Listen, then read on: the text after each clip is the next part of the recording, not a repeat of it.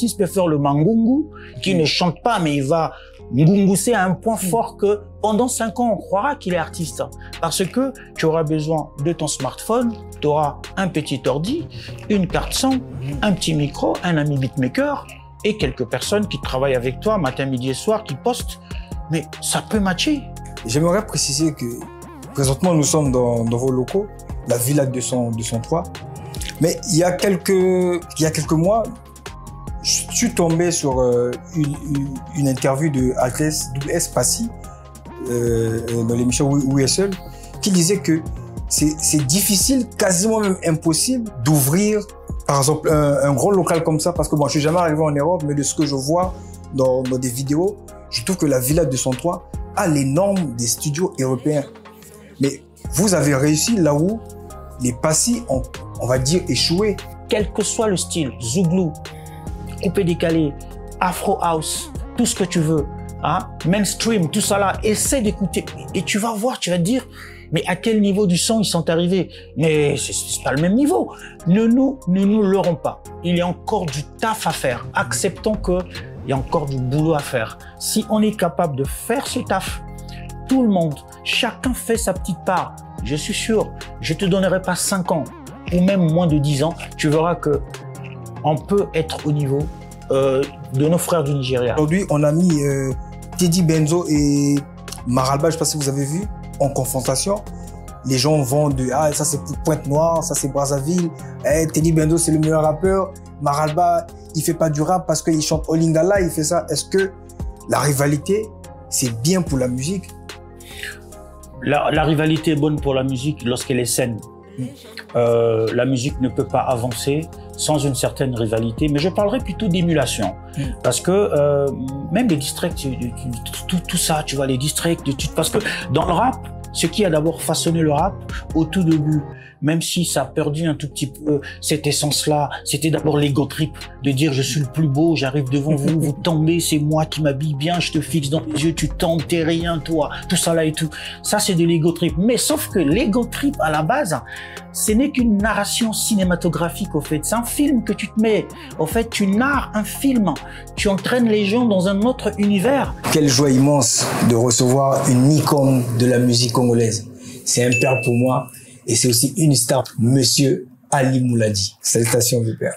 Salut à toi, fils. Très heureux de te voir enfin à la villa. Vraiment. Je t'attendais depuis longtemps. En tout cas, merci d'avoir accordé ce petit temps pour nous. Tout le plaisir est pour moi. Nous allons faire un petit voyage dans le passé. Nous sommes en 96, la sortie de votre premier album, Sérénade. C'est aussi la naissance de la rumba R&B, comme vous l'appelez. À ce moment précis, vous vous rendez compte de cette orientation ou c'est un concept de compétence inconsciente du style? Les deux, je pense, parce que à cet âge-là, je pense qu'on est beaucoup plus guidé par l'instinct que par des choses purement calculées. Dire que j'ai calculé, ça serait vraiment raconter des bobards, comme on a souvent l'habitude de dire. Je pense aussi que le contexte s'y prêtait.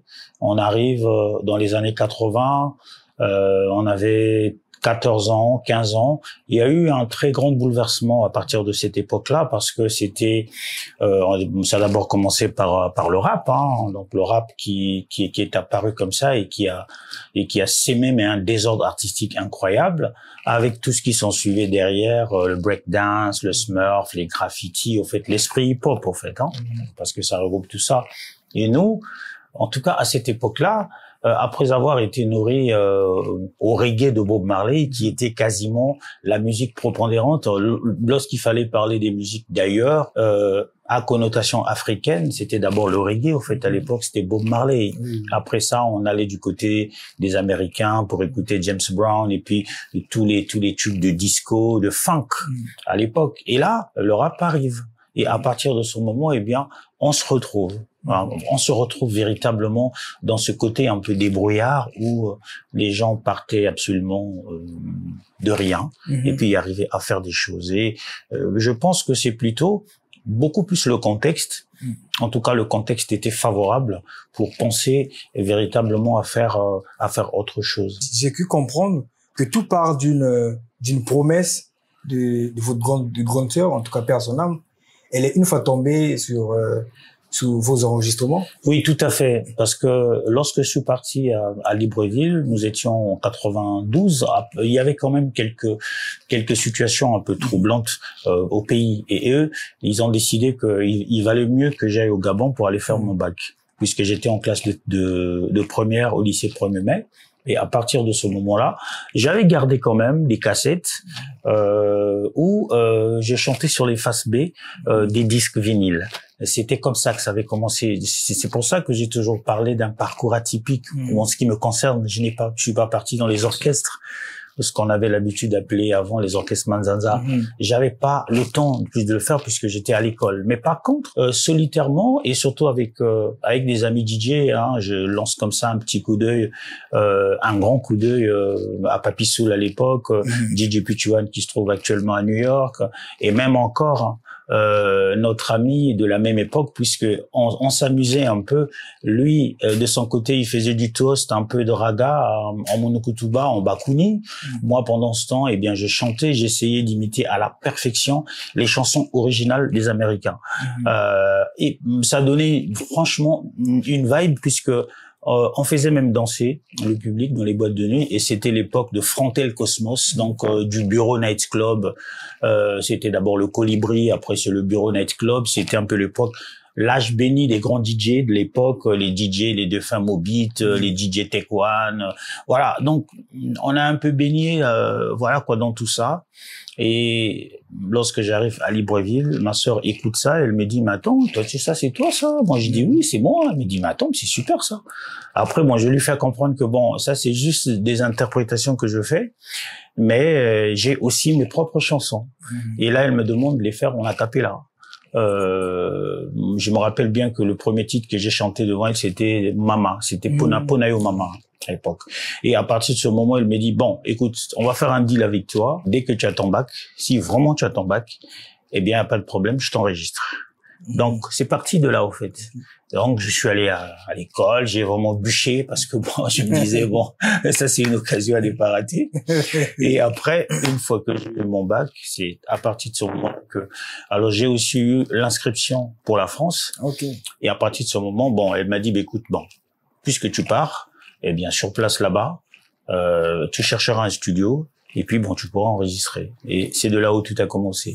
Au-delà du style, au-delà du rythme, l'une de vos particularités, c'est l'écriture. Parce que quand on écoute, Ali, on l'a dit, on sent qu'il y a vraiment de la recherche, en même temps cette simplicité de transmettre le message. Oui, tout à fait. Alors, la simplicité, je vais dire une chose, et merci Béni de me l'avoir dit, la simplicité réside dans le fait que mon lingala n'est pas très fouillé. J'ai un lingala simple, voilà. C'est-à-dire que c'est dans cette simplicité-là que je retranscris simplement les mots tels qu'il faut.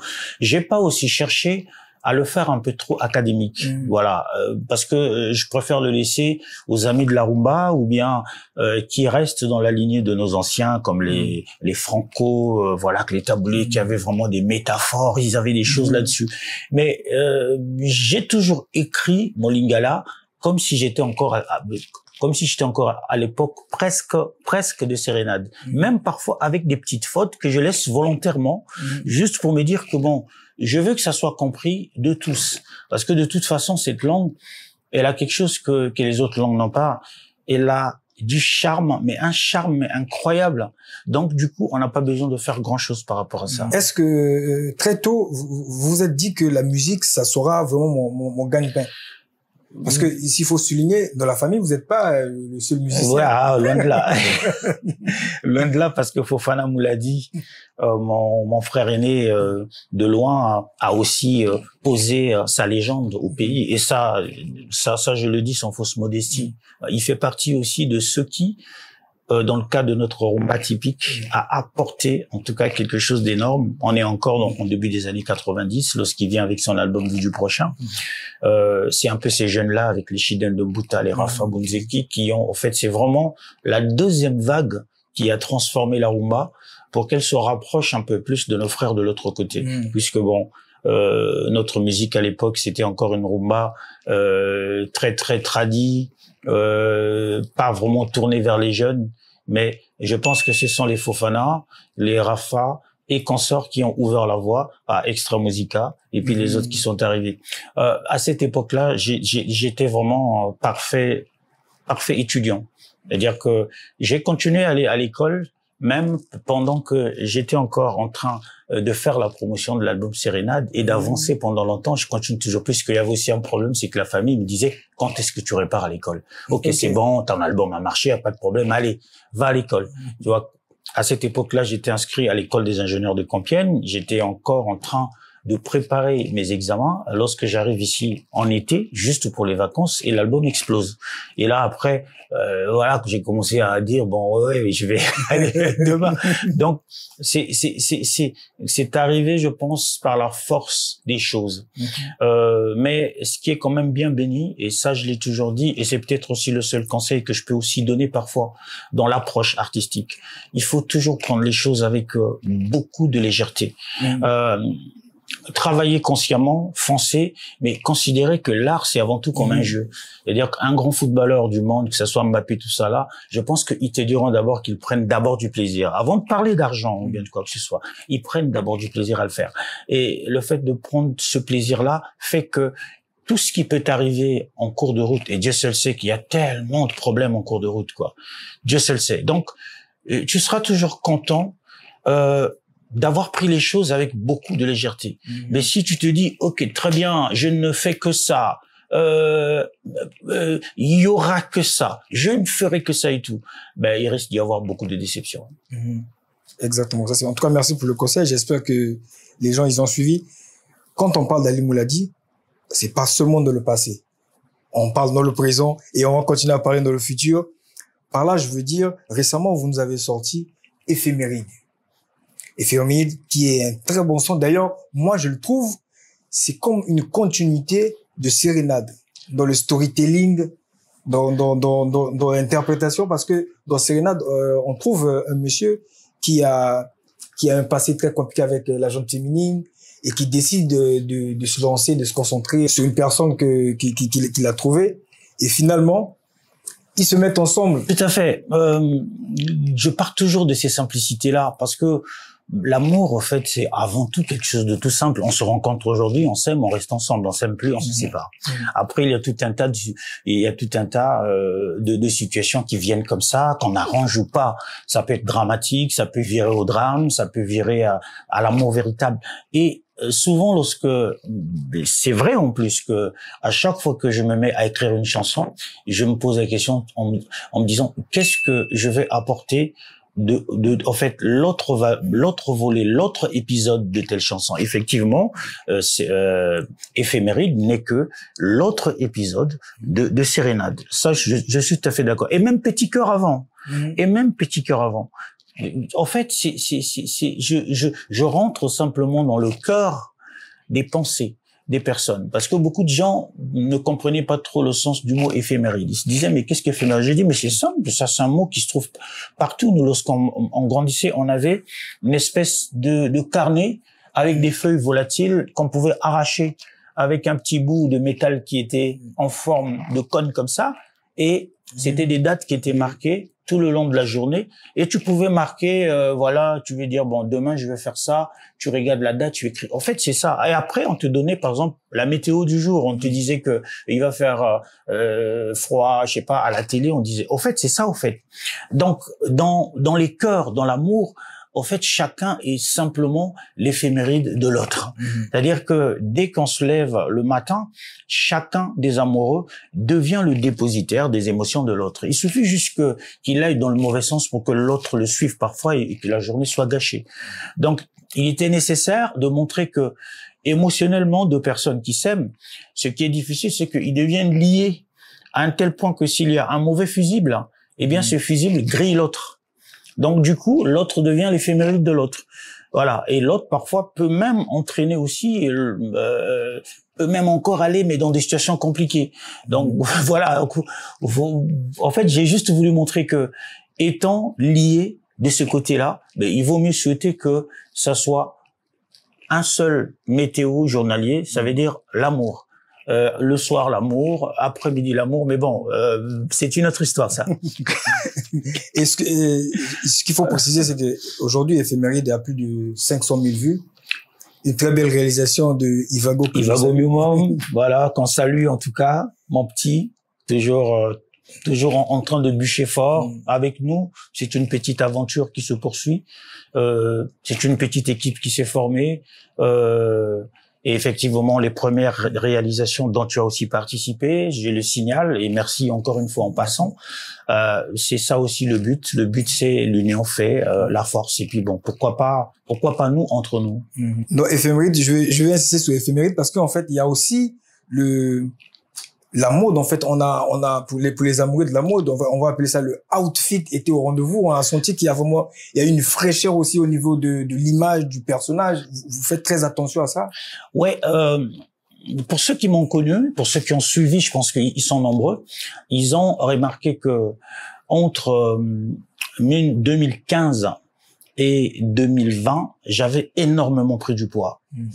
Je me suis retrouvé presque à 133 kilos, ce qui était énorme. Au-delà du fait que je me sentais pas bien, puisque tout compte fait, j'ai jamais pris du poids comme ça. J'ai jamais, parce que ceux qui ont connu Sérénade, le deuxième album Bouge, ils m'ont jamais vu avec un ventre aussi gros. Mais à un certain moment, je me suis rendu compte que véritablement, l'image, c'est peut-être ce qui arrive avant qu'on t'écoute. Les gens ont parfois l'habitude de faire l'inverse, mais non, aujourd'hui l'inverse n'existe plus. C'est d'abord toi et après ce qu'on entend de toi. Parce que on te voit d'abord, avant même qu'on t'annonce, ouais, nous avons parmi nous le plus grand artiste du monde. Ben, déjà on le voit, mais sauf qu'au moment où on te voit, tu es déjà cerné. Et quelque part, je me dis que quand même, on est quand même là en train de voir ce qui se passe chez les autres. On voit d'autres artistes. On va au Nigeria, on les voit. Mais il y a déjà des codes qui sont là. Donc, le outfit, on a toujours été, que ça soit dans des albums, en bon congolais qui soit, on a toujours été des personnes qui prennent soin d'eux, qui physiquement, vestimentairement, arrivent toujours à porter un plus. Et ça aussi, ça fait partie pour moi des packages de l'artiste. L'artiste doit avoir une personnalité vocale, une personnalité musicale, mais aussi une personnalité vestimentaire. On doit te cerner par rapport à ce que tu portes, quel que soit ce que tu mettras. Si tu décides aujourd'hui que moi, je vais être en noir ou quoi que ce soit, c'est ma touche, mais que cette touche-là te représente véritablement. Et ça fera de toi un artiste, parce que l'artiste, c'est aussi ça. Je veux même encore compléter quelque chose. Lorsque on était tout jeune, on pensait que Bob Marley était sale. C'est un peu le bruit que courait. On avait 15, 16, 18 ans, parce que Bob Marley passait en boucle. Moi, personnellement, tous les albums de Bob Marley, je connaissais, avec ses locks, ses cheveux, tout ça là. Tout le monde était unanime que Bob Marley était sale. Mais tu parles, quelques années plus tard, avec le recul. Oh là là. Même lorsque je le vois aujourd'hui, ce qu'il portait, ce qu'on appelait des salmondaires là, ce qu'il portait, des jeans serrés moulants, liquettes en jean, et tu le vois. En fait, je me disais, mais le mec était pour lui à la mode en fait. C'est nous qui étions à côté de la plaque, puisque ce qu'il met aujourd'hui, c'est exactement ce que tout le monde met. Donc voilà. Ça, c'est un côté qu'il faut pas oublier. Vous avez plusieurs casquettes, mais l'une des casquettes qui vous va à la perfection, c'est le côté producteur. Parce qu'aujourd'hui, grâce à vous, on a découvert, moi personnellement, j'ai découvert la diva, la queen Elsa Fila. Mais moi, je sais que c'est difficile d'être en activité en tant qu'artiste et en même temps de produire, parce que plusieurs artistes n'arrivent pas à le faire. Et dans votre cas, comment ça se passe?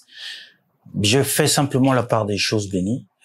C'est vrai que c'est pas facile, parce que quel que soit le volet sur lequel on se trouve, ça prend beaucoup plus de temps. C'est vrai que qu'on soit du côté production et encore que du côté production, il y a tout un volet, mais au fait, il y a vraiment des petits compartiments. Il y a la scène, il y a la vidéo, il y a le produit, il y a le net, il y a la gestion de la carrière, il y a la stratégie. Il y a tout un tas de choses qui tombent. Voilà pourquoi, je le dis toujours que vous pouvez pas vous rendre compte du boulot que ça fait de s'occuper d'une personne. Lorsque j'entends certaines personnes dire, oui, mais pourquoi pour le moment on ne voit qu'Elsa, je dis, mais attends, mais elle prend déjà 24 heures à la Villa 203 pour faire en sorte que les choses aillent pour elle. Alors pourquoi voulez-vous que tout d'un coup qu'on se lève et puis qu'on se dise, ben, il va falloir choper 2-3 personnes. Il faut aller effectivement pas à pas. Je fais la part des choses. Et encore, Elsa aussi est fortement impliquée là-dedans. Heureusement que lorsque j'ai besoin d'elle pour certaines tâches, pour faire certaines choses, elle le fait parce que de toute façon, nous le faisons ensemble. Donc, ce qui fait que lorsqu'on sait que de telle période à telle période, on se focalise sur éphéméride et on le fait, elle le fait, nous le faisons.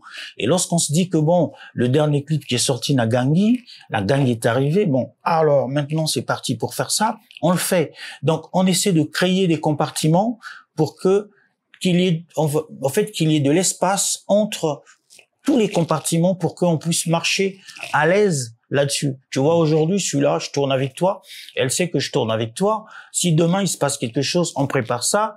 Et aujourd'hui, elle n'est pas obligée d'être là avec moi parce que bon, c'est moi. Mais par contre, si demain, elle tourne, je suis obligé d'être là. Parce que, effectivement, il faut que je vois comment la scène est faite, comment tout ça est fait. Est-ce que, voilà. Donc, tu vois que ça prend du temps, mais tu l'as su bien dire. J'adore ça. Moi, j'ai toujours été cette personne qui est tombée dans la production par hasard. Encore une fois, je le dis. Ma grande sœur, après avoir financé l'album, lorsque je l'ai appelée, parce que au niveau de la SACEM en France, on me demandait de remplir les documents où il était marqué producteur, auteur, tout ça là, pour la répartition des droits. Moi, je l'appelle, je lui dis, écoute, Yaya, j'ai des documents ici, il faut que tu signes, toi, en tant que producteur. Et elle me dit, mais je suis pas ton producteur. Moi, j'ai dit, mais si, mais puisque c'est toi qui as financé l'album. Elle dit, ouais, mais bon, moi, j'ai financé, mais moi, tu te débrouilles. Moi, je suis pas producteur, moi, j'ai autre chose à faire. Je me suis retrouvé producteur par dépit. Et voilà. Donc, j'étais obligé d'écrire, Ali Mouladi, producteur, c'est ça, producteur, faire ceci. Et par la force des choses, en voyant comment les choses se passaient, j'ai commencé à aller apprendre, à lire, à aller me renseigner. Il y avait des bouquins à l'époque. À l'époque, on lisait beaucoup. De toute façon, on ne faisait que ça. Il n'y avait pas Internet encore. Donc, on passait le temps à aller prendre des bouquins. Je suis allé lire les bouquins sur les droits d'auteur, les bouquins sur la production. Et c'est là où, en fait, les choses ont démarré. Donc, du coup, depuis Sérénade jusque-là, mes albums ne sont produits que par moi-même. J'ai préféré être indépendant, même si l'album Sérénade a été vendu en licence après chez un autre producteur parce qu'il voulait le récupérer pour aller faire ses trucs. Voilà, donc j'ai préféré fonctionner comme ça. Ça a toujours un prix, hein, comme je le dis. Moi, je conseillerais pas aujourd'hui à un artiste jeune de lui dire, écoute, fais la production toi-même, fais ça. Non, il faut le vouloir. En plus, il faut être fort aussi pour ça. Donc, si aujourd'hui il signe un contrat d'artiste et que les choses se passent bien, reste dans ton contrat d'artiste. Si tu penses que tu es assez fort, assez aguerri pour être en même temps producteur et gestionnaire de ta carrière, il n'y a pas de problème. Beaucoup le font. Donc, c'est une question de choix. Mais aujourd'hui, avec beaucoup de recul, comment voyez-vous cette nouvelle génération de la musique urbaine, tout en sachant que vous êtes le précurseur de la musique urbaine en République du Congo? Moi, je suis personnellement content pour eux parce que lorsque nous avons commencé, lorsque je parle de nous là, c'est nous là, les enfants des années 70, les enfants des années 80, qui ont commencé lorsqu'ils avaient 20 ans, lorsqu'ils avaient 22 ans, 23 ans, certains parfois même moins. Aujourd'hui, c'est dit que les choses étaient encore beaucoup plus difficiles parce que tu étais d'abord jugé par la profession. Avant que le public te juge, c'est d'abord la profession qui décide que ton album sorte. Les clips étaient fabriqués par Télé Congo. Il y avait que une seule usine de fabrication des vidéos, c'était que Télé Congo, parce que c'était les seuls qui avaient du matériel pour le faire. C'était l'époque des grosses caméras Betacam. Ils étaient les seuls à le faire. Il n'y avait pas encore des caméras qui pouvaient permettre à quelqu'un d'aller et tourner. Et ça, sur toute la chaîne de production, tu n'avais que des professionnels. C'est-à-dire que si ça n'allait pas, ils le disaient déjà, que c'était pas bon. Ils appelaient le producteur, ils disaient au producteur, ah, ton artiste, on voit pas. Et parfois, en cours de route, le producteur pouvait te lâcher.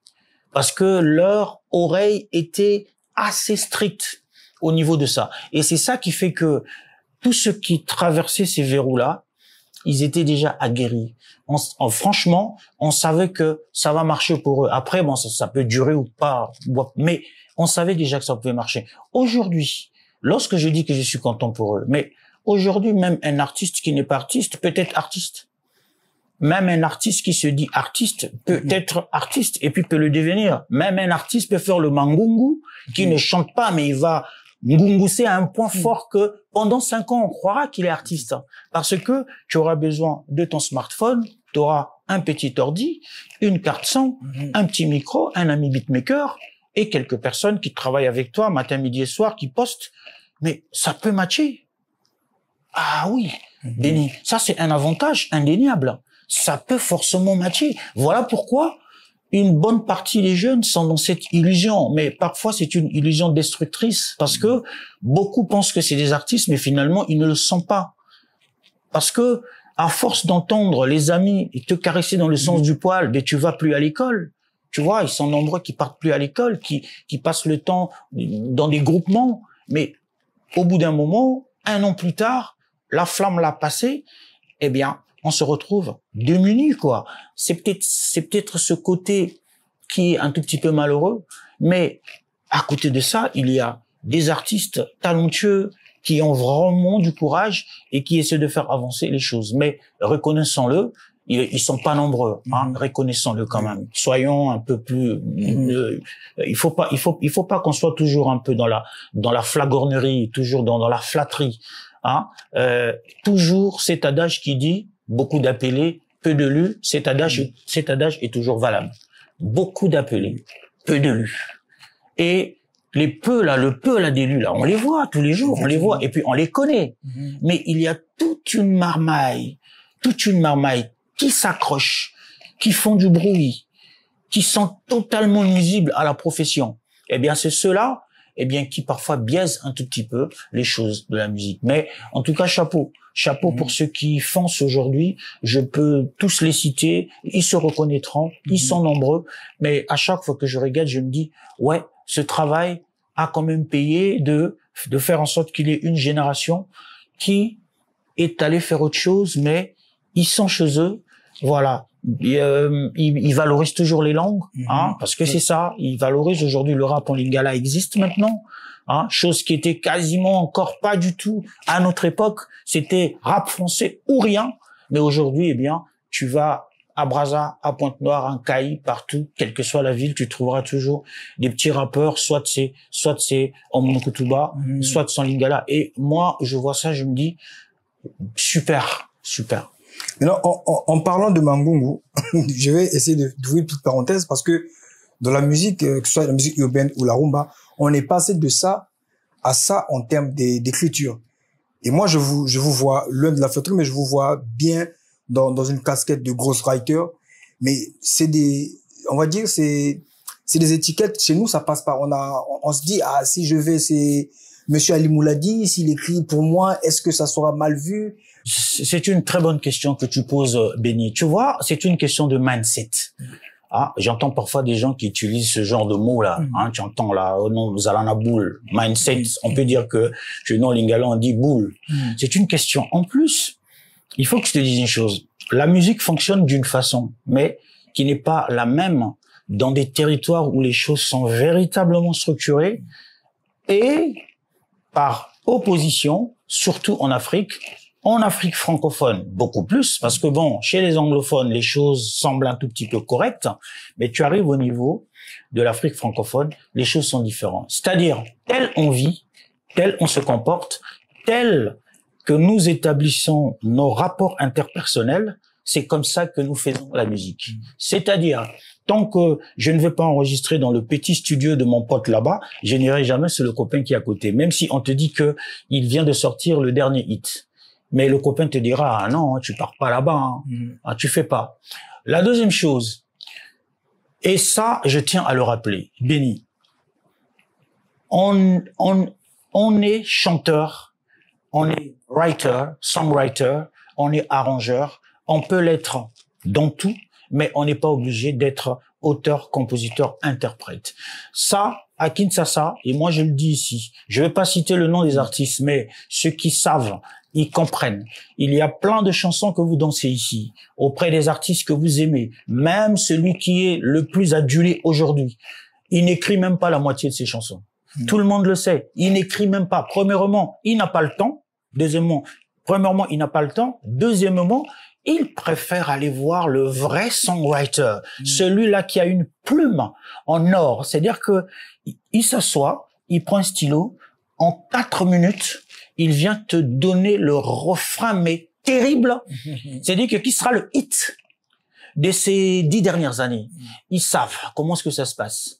Ici, pourquoi est-ce que ça se fait pas comme ça? Mais encore une fois, je le dis, mindset, tel que nous vivons dans la méfiance, dans la jalousie, dans l'esprit un tout petit peu de récupérer tout que pour soi, dans le manque de partage de la manne, parce que une chanson qui marche, 100 personnes que vous faites derrière, ça posera aucun problème.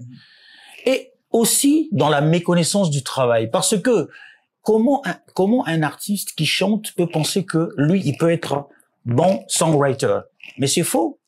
Écrire une chanson, c'est un travail, c'est une manière, tout à l'heure tu l'as dit, c'est de la rhétorique, c'est une manière de voir des choses. Il faut que tu sois un peu comme un scénariste.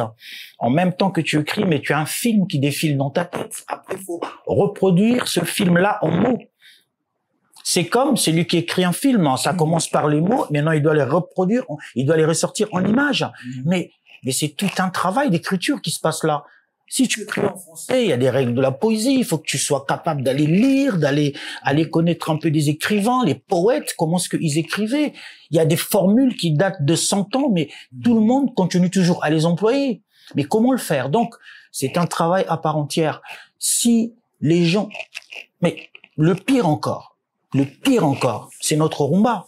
Le pire, c'est notre rumba, là, la rumba d'aujourd'hui.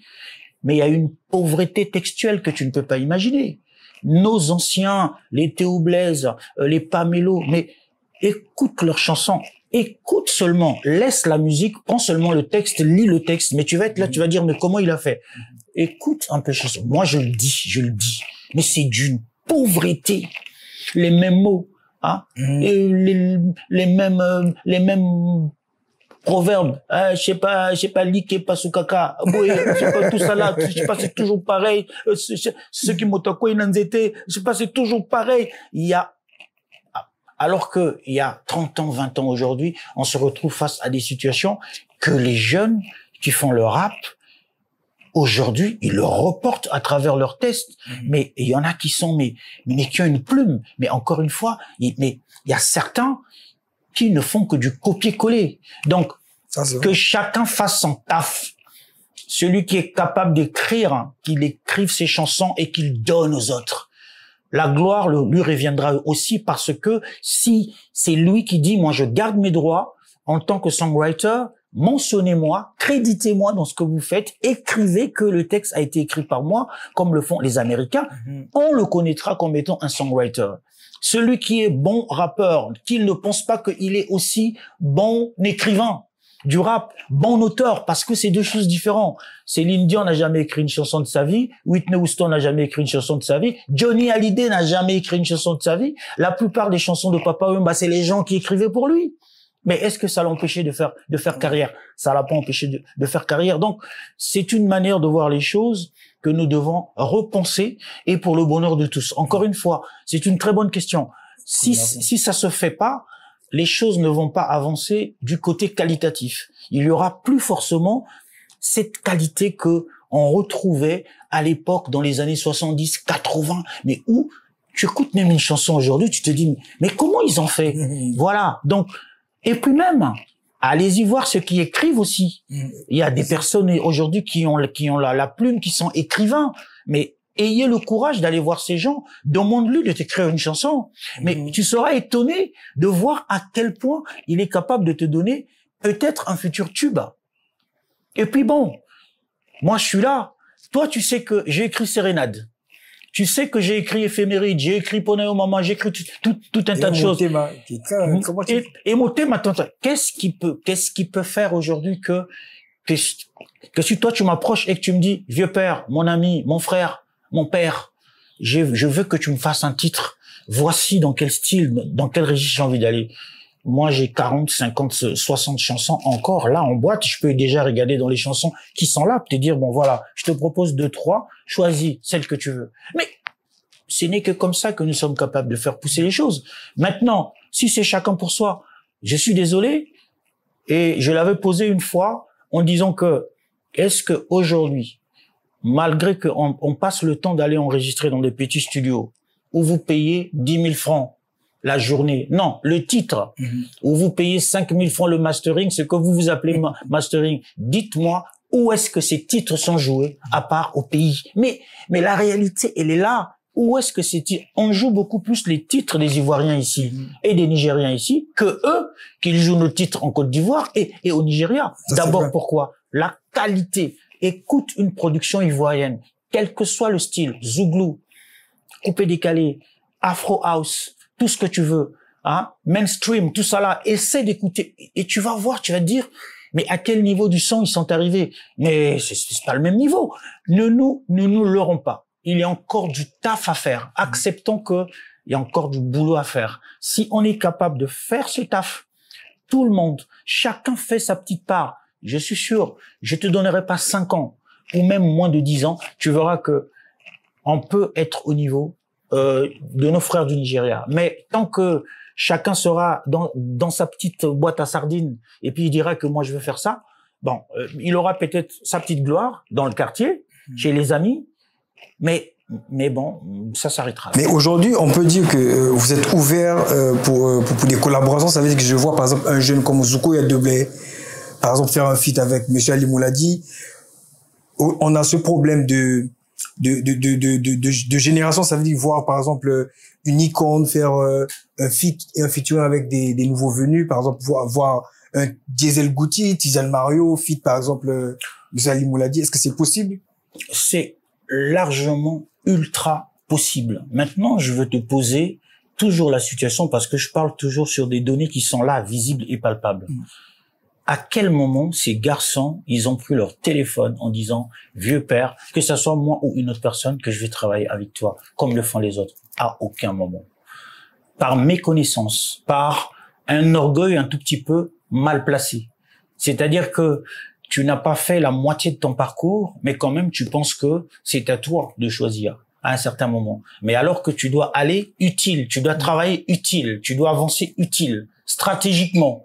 Mais toi, tu le penses que l'être. Tu vois, ça aussi, c'est aussi quelque chose c'est un manquement grave. C'est-à-dire ne pas aller vers les anciens pour que je puisse encore apprendre plus et avancer beaucoup plus.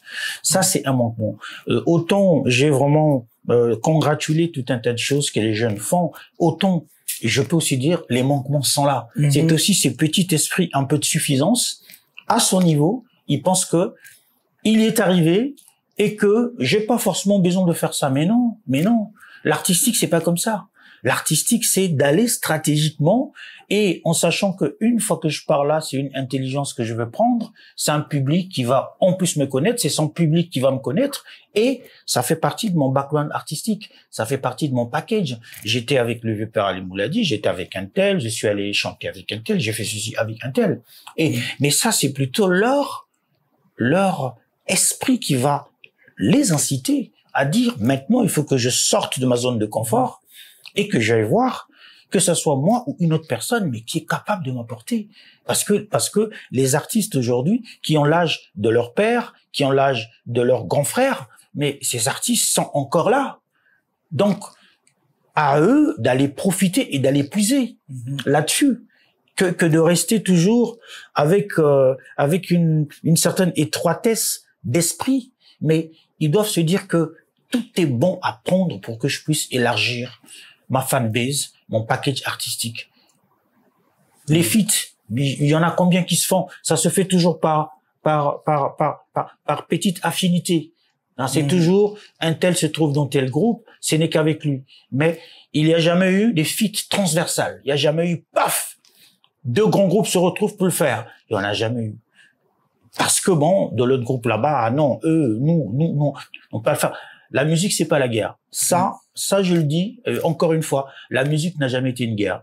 Parce que dans la plupart du temps, chez nous au pays, on entend beaucoup la musique. Il y a des termes, hein, même les titres, hein, je sais pas des albums. Hein, c'est toujours des titres qui ont un rapport militaire. C'est toujours tir au feu, tout ça là, faire ce genre de trucs là. C'est toujours ça. Mais moi, je le répète, la musique adoucit les mœurs et la musique, c'est la seule chose véritablement bénéfique pour l'homme. Ça n'a jamais été la guerre. C'est vraiment la rencontre des sentiments, la rencontre des feelings. Donc, essayons un tout petit peu de reproduire ça entre nous.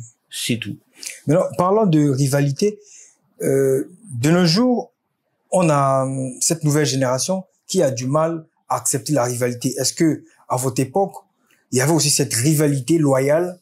Ça veut dire que moi, je rentre en cabine, je sors un son, tout en sachant que l'autre à côté aussi fera peut-être mieux que moi, je dois ramener la barre haute. Aujourd'hui, on a mis Teddy Benzo et Maralba, je sais pas si vous avez vu, en confrontation. Les gens vont de ça c'est pour Pointe-Noire, ça c'est Brazzaville, Teddy Benzo c'est le meilleur rappeur, Maralba il fait pas du rap parce qu'il chante Olingala, il fait ça. Est-ce que la rivalité c'est bien pour la musique? La rivalité est bonne pour la musique lorsqu'elle est saine.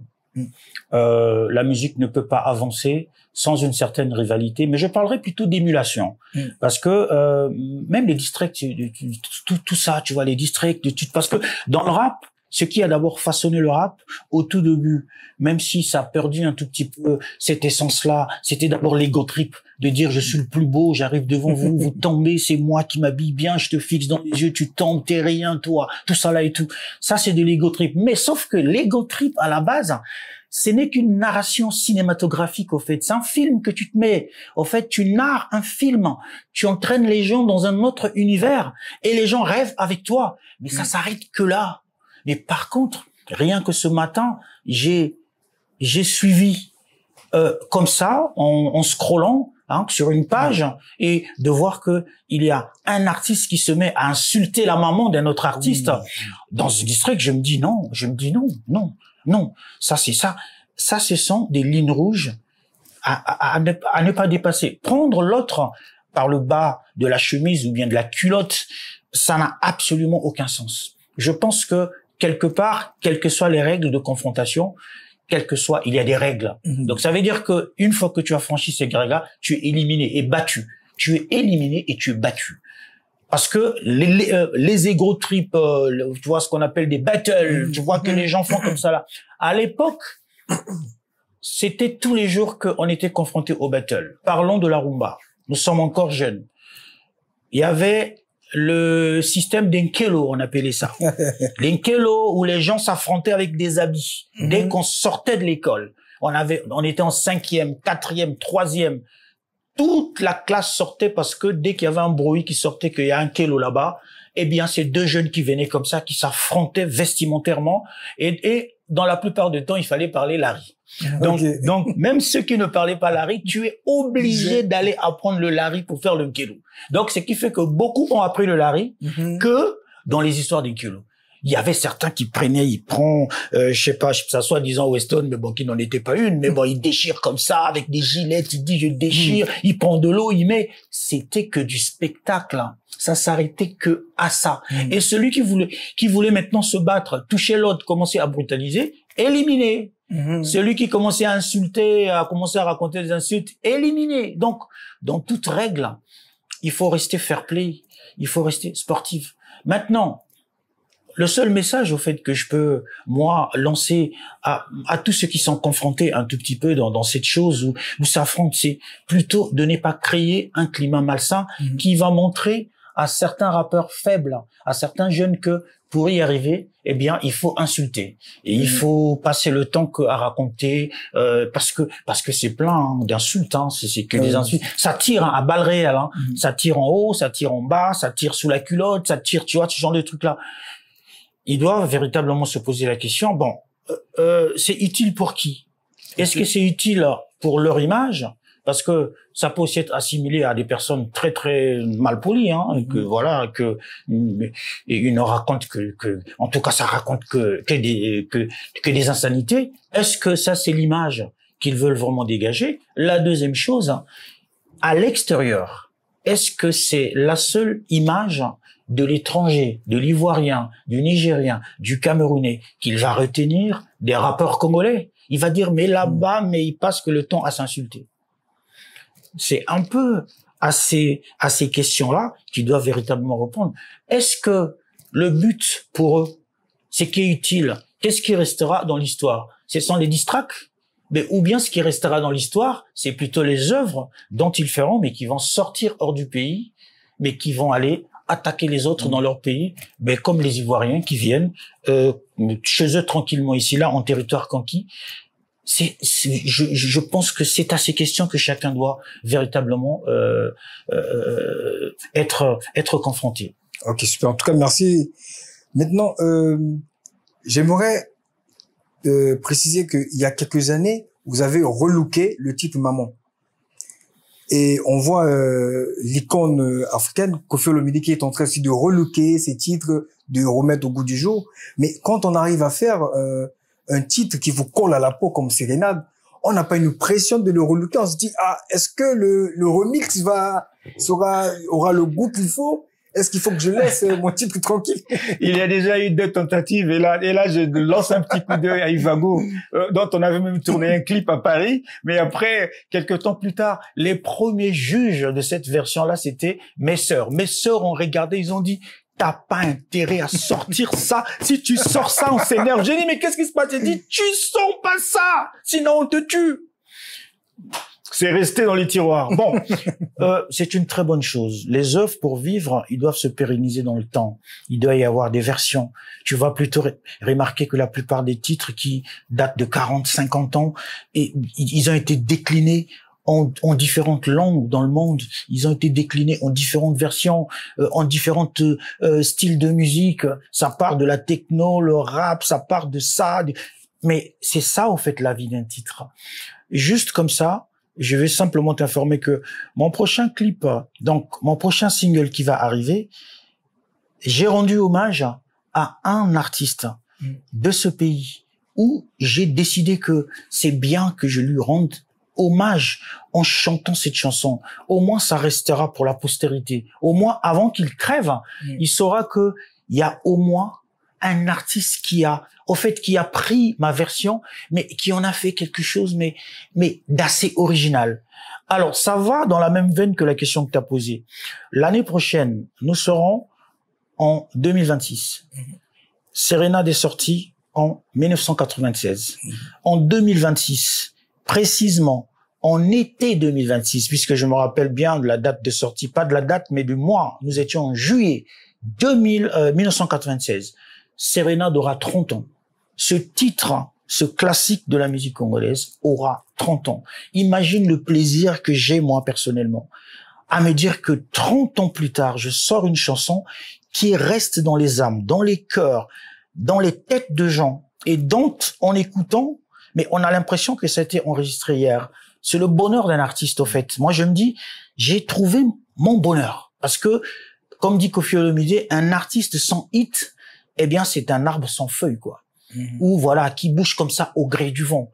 Donc, en 2026, c'est ce projet qui va arriver où Sérénade sera déclinée en différentes versions avec des artistes que j'aurais choisis de chez moi au Congo-Brazzaville, peut-être un ou deux de l'autre côté en face, et peut-être même un ou deux, si c'est pas du côté du Cameroun, ça peut être du côté de la Côte d'Ivoire, puisque j'ai aussi fait un grand parcours artistique à Abidjan en 97, d'où l'histoire d'Espoir 2000 que j'avais effectivement, je sais pas, dont j'ai posté une capsule il y a juste quelques temps. Donc, c'est pour rendre hommage à ça.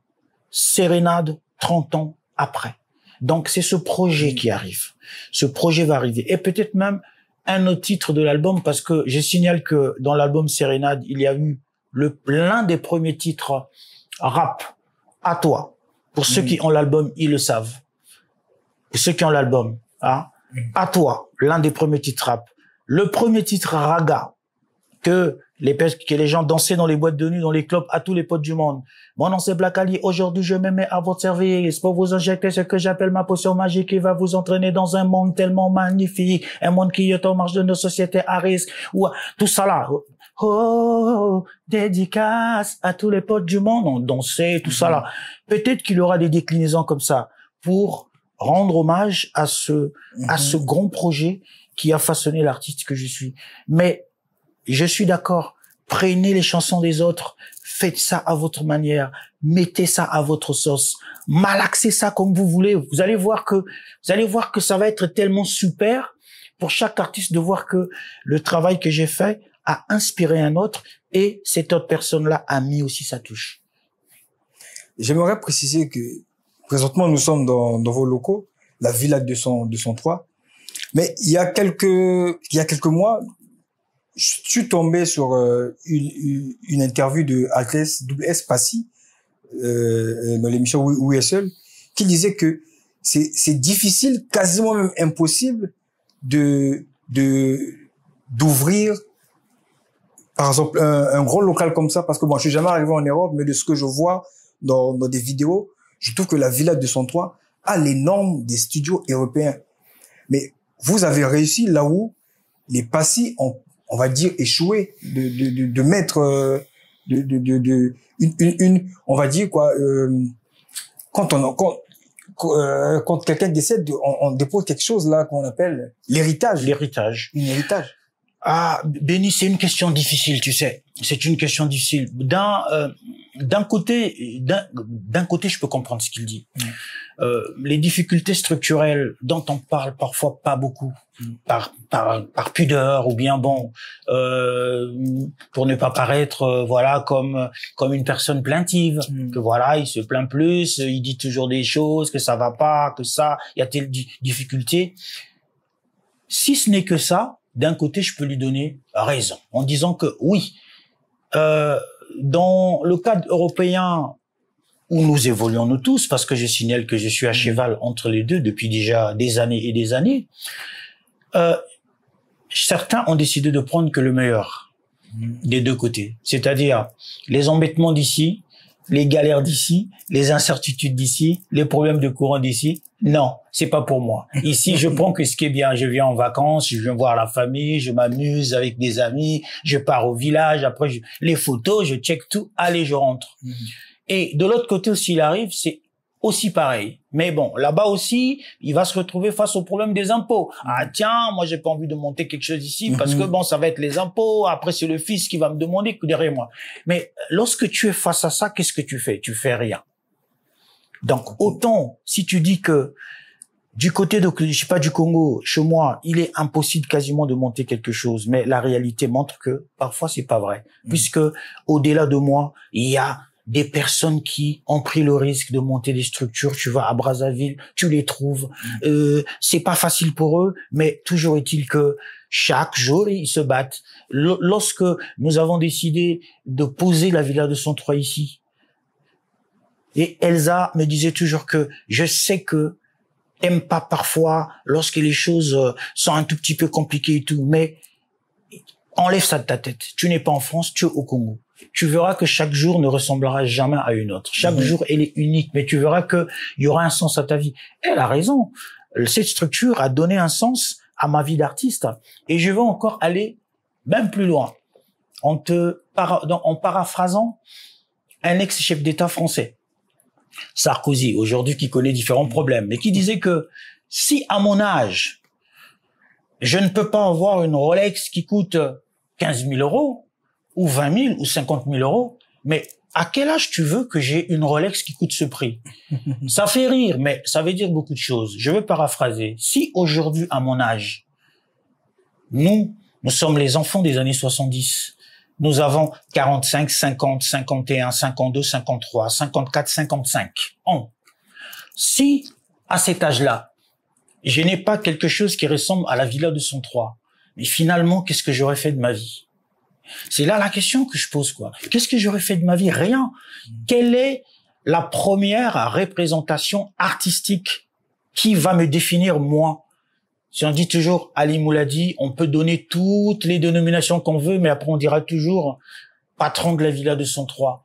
On est chez toi à la Villa 203. On est ici.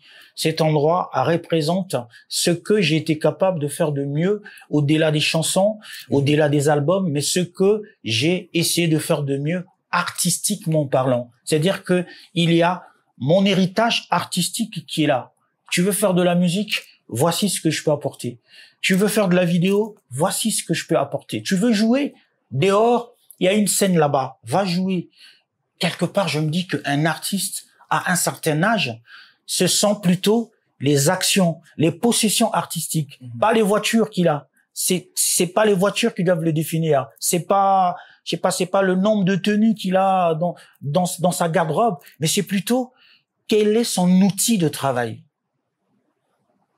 C'est-à-dire que si il y a un challenge aujourd'hui à lancer au niveau des artistes pour leur faire comprendre l'importance qu'il y a d'avoir cet outil de travail qui va se pérenniser, c'est qu'ils lancent le challenge, montre-moi ton outil de travail. Qui le lance. Et à partir du moment que chacun ouvre sa porte, même celui qui a sa petite cabine au coin de de sa chambre, c'est un outil de travail.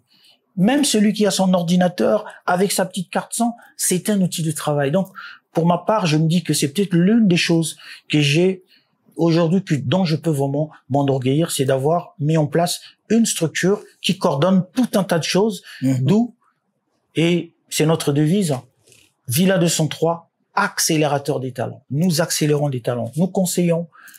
Les artistes viennent ici, on apporte du conseil, on apporte de la stratégie, on leur permet de faire tout un tas de choses. Pour moi, je me dis, c'est déjà une mission qui est déjà bonne pour moi. J'aurais déjà fait quelque chose. Donc, je conseillerais peut-être à mon frère, que ça soit Passy ou d'autres, à leur dire, surtout, voyez les choses d'une autre façon. Prenez même ça comme étant un cadeau que vous faites au pays. Dites même que bon, je vais aller faire un cadeau au pays. Tu arrives, tu prends un petit local, voilà, tu installes, tu apportes, tu choisis les bonnes personnes pour qu'ils travaillent là-bas. Pour toi, c'est déjà un cadeau que tu auras fait pour toi. Sans forcément penser déjà à l'argent, parce que je te dis que si tu penses à l'argent, je pense que bon, beaucoup auraient déjà fermé. Mais à côté de ça, il y a d'abord, comme je le dis, son héritage artistique, musical et culturel. C'est toi. On sait que c'est toi, c'est ta main, c'est ta patte qui est là. Et il y a aussi une mentalité, actuellement, j'aimerais avoir votre sagesse sur ça. Le public, y compris certains artistes, harcèlent un peu les artistes de l'extérieur. Donc, quand ils arrivent, il y a tout de suite cette mentalité de « Ah, ben vous êtes venus, faites aussi des features avec les artistes du pays. » Donc, c'est-à-dire que Niska, il a fait plusieurs tours. Il y a des artistes qui ont dit, ah, mais Niska, il veut pas faire de featuring. Non, c'est parce qu'ils comprennent pas ce qui se passe, au fait. Ils comprennent pas. Ils comprennent pas que, à un certain niveau artistique, on ne fait pas des feats comme ça. Premièrement, si tu as signé un contrat d'artiste, allons-y techniquement, administrativement. Tu signes un contrat d'artiste. Niska peut te signer chez Sony Universal. Et dans ce contrat, il est dit que tu ne featureras jamais sans que la maison de disques donne son approbation. Ou bien, c'est la maison de disques qui choisit avec qui tu vas fitter. Donc, quoi que vous dites, quoi que vous fassiez, si vous l'avez vu en feat avec un artiste de la Côte d'Ivoire, mais c'est peut-être la maison de disques qui a voulu que ça se passe comme ça. Parce qu'ils ont ils ont dit, bon, Didi B ou un tel, bon, voilà, ah non, mais le mec, il est bon, là, il va nous apporter Abidjan sur un plateau d'argent. Eh bien, il fait le feat avec toi. À un niveau, c'est pas lui qui décide. Est-ce qu'il est producteur de lui avec tous ses droits pour qu'il décide? C'est là, en fait, la question. Donc, si vous voyez que l'artiste qui va beaucoup plus matcher au pays, mais qui n'arrive pas à aller faire un feat avec, que ça soit Niska ou avec un autre, là, on est plus dans des problèmes de contrat. On est plus dans des considérations contractuelles. Donc, ça sert pas, c'est pour ça que je dis, il faut parfois aller lire un peu, je sais pas, les histoires des contrats pour comprendre que les feats, c'est parfois la maison de disques qui le décide. C'est pas forcément l'artiste. Et beaucoup font des feats sans même se connaître. Il y a des artistes qui ont featé, ils se sont soit retrouvés au studio sans se connaître, puisque bon, de toute façon, il y a parfois un qui parle anglais et puis l'autre parle le français. Et parfois, ils ont fait des feats sans même se voir. Chacun a fait sa part devant le micro, et puis après, chacun a fait sa petite part de clip. Bon, avec la magie, je sais pas, votre magie en tant que réalisateur, vous les collez ensemble. Après, bon, vous mettez un background derrière, et puis ça tourne. Un feat n'a jamais été un passeport pour la réussite d'une carrière, pour la sortie d'un single. Je peux te citer beaucoup de feats que Fally Ipupa a fait avec des artistes qui n'ont jamais marché. Je peux te citer plein de feats que Koffi Olomide a fait avec des artistes qui n'ont jamais marché. Et ces artistes, Dieu seul sait combien ils ont payé. Parce que le public même n'est pas dupe. Le public sait vers qui il faut se tourner. Surtout notre public d'aujourd'hui qui ne préfère que l'original. Pour eux, ils se disent que non, même si vous avez fait un feat, mais nous, finalement, on n'adhère pas tant que ça. Nous, c'est notre artiste. Donc, il faut aussi il faut aussi arrêter de rêver tout le temps que je vais aller feater avec tel artiste et puis cela va faire de moi un grand artiste. Non. Son background, il est d'abord personnel. Son artiste, il est d'abord, en fait, c'est lui. C'est lui. C'est pas parce que je suis allé chanter avec un tel au fait, que le succès de l'autre, va réjaillir sur moi. C'est faux. Si c'était le cas, je peux te dire, ça serait tellement facile de faire de la musique. Je veux rebondir sur l'album Sérénade. Après 2 ans d'exploitation ou 3 ans, est-ce que plutôt vous avez remarqué que cet album va perdurer dans le temps? Non, parce que c'est difficile d'avoir du recul, surtout que lorsque Sérénade sort, et ça c'est un peu le côté encore qui a ajouté à la magie de Sérénade, c'est l'événement qui a survenu au pays lorsque on est en 97 et là, eh bien, il y a des affrontements que nous connaissons tous, cette guerre malheureuse dans laquelle le pays a été plongé. Et je pense que Sérénade, c'est là où cette chanson a aussi gagné une partie de sa légende. Pourquoi est-ce que je le dis? Au moment où le problème tombe sur le pays, je suis à Abidjan, sur un contrat que j'avais signé avec la maison MSL Jazz Music, ceux qui ont sorti l'album Sérénade en Côte d'Ivoire. Paf, derrière, on est au courant qu'il se passe des choses au pays. Alors, on sait tout ce qui est arrivé, et après, quelques temps plus tard, on s'était même retrouvé à Abidjan avec les Extra Musica qui revenaient de Bamako. Donc, pendant un moment, on était à Abidjan. On savait pas où aller, bon, on était là. Alors, ce qui se passe, c'est que pendant qu'il y a eu la guerre, Télé Congo, Radio Congo passait l'album Sérénade en boucle pendant qu'il y avait des affrontements. C'est-à-dire que des gens qui fuyaient, qui partaient, qui couraient, mais qui avaient encore la radio, on témoignait en disant que on était en train de courir avec la radio et ton album passait en boucle. En fait, comme si on a laissé un CD tourné en boucle, en fait. La chanson a fini jusqu'à la 10e chanson. Donc, ça nous est resté à travers les oreilles. Et cela pendant un bon moment. Donc, imagine que toutes ces personnes qui ont vécu, et jusqu'aujourd'hui, lorsqu'ils écoutent Sérénade, c'est comme ça, c'est une page comme ça là qui s'ouvre quoi dans leur vie. Sans oublier, eh bien, des personnes qui se sont mariées, qui se sont séparées, qui se sont retrouvées avec ça, qui ont fait ceci, qui ont fait tout un tas de choses. Tu peux pas imaginer combien de mariages j'ai été invité, ne fût-ce que pour que je les vois sortir au son de Sérénade.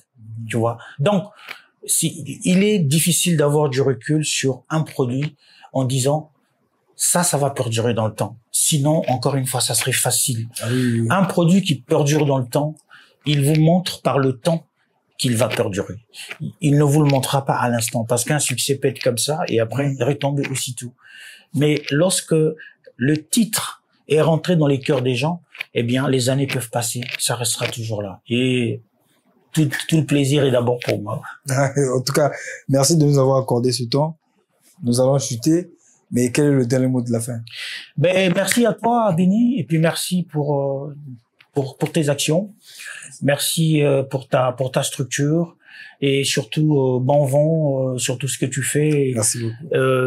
Je sais que le pays, la corporation a besoin de vous, hein, avec tous tes amis qui gravitent autour de toi, qui se battent jour et nuit pour essayer de faire avancer la vraie information artistique. Et ça, c'est important. Alors, mais en tout cas, merci beaucoup à tous. Juste une information que j'ai pas eu le temps d'aborder pendant que nous étions en pleine discussion avec Mr. Corp, c'est que ce mois de juin qui arrive, eh bien, ça sera Elsa Fila en concert, grand concert, le big concert d'Elsa Fila avec toute la team 203.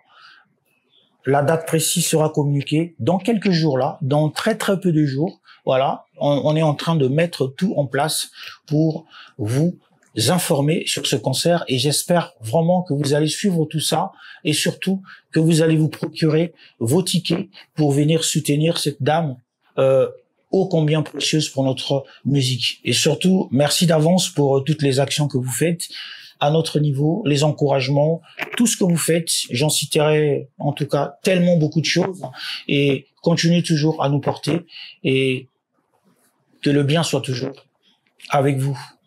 Ciao. Merci beaucoup. On se capte après le jingle. Il n'y a pas de jingle. C'est nous le jingle. Brrr.